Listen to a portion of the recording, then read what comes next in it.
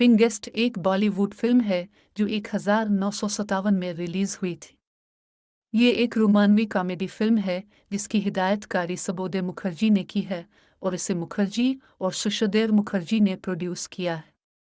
इस फिल्म में देव आनंद, नौतन और दीगर समेत सितारों से जुड़ी कास्ट शामिल है। ये प्लाट रमेश नामी नौजवान के गिर्द घूमता है जिसका किरदार देव आनंद ने अदा किया था, जो गुलकार बनने के अपने ख्वाबों को पूरा करने के लिए बम्बे अब मुंबई चला जाता है।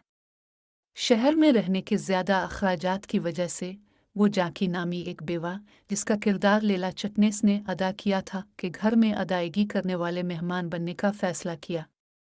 रमेश को जाकी की बेटी शांति, नौतन ने अदा किया, से प्यार हो जाता है, जो शुरू में अपने जज्बात से बेखबर थी।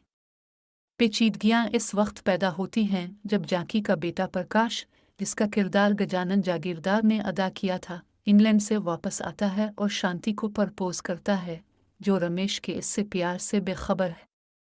ये फिल्म मिजाहिया और ड्रामाई हालात की पैरवी करती है, जो कि रमेश और प्रकाश दोनों शांति की मोहब्बत के लिए लड़ते हैं, जो गलत फहमियों और रोमानवी उलझनों का बाइस बनते हैं। पिंगेस्ट अपनी दिलकश मौसीकी के लिए जाना जाता है, जिसे एस.डी. ने कंपोज किया है। बर्मन, जिसके बोल मजरूह सुल्तानपुरी ने लिखे हैं। फिल्म के गाने, जिनमें मिना जुनूब ना पकाना, छोड़े दो आंचल ज़माना किया कहेंगे और में चली मकबूल हुए और आज भी याद किए जाते हैं। इस फिल्म को शायकीन की तरफ से खूब पजीराई मिली और इसे हिंदुस्तानी सिनेमा में एक क्लासिक समझा जाता है।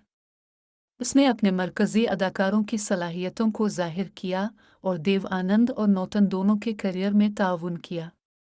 पिंगेस्ट को अक्सर इसके हल्के फुल्के मज़ाक, यादगार गानों और दिलचस्प कहानी के लिए याद किया जाता है।